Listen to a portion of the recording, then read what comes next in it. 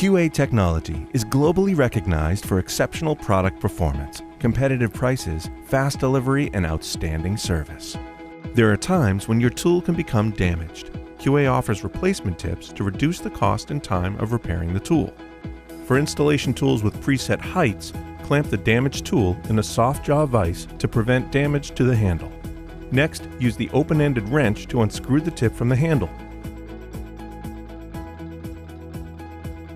It's important that the set height engraved on the tool tip matches the set height engraved on the tool handle.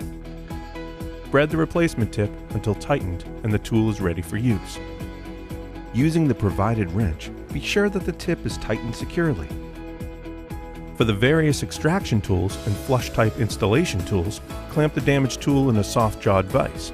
Loosen the set screw from the handle and pull out the tip.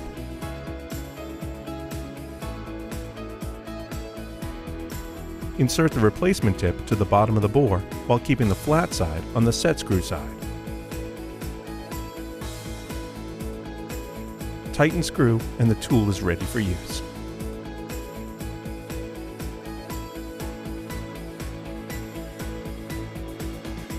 For more information, contact us or visit QAtech.com.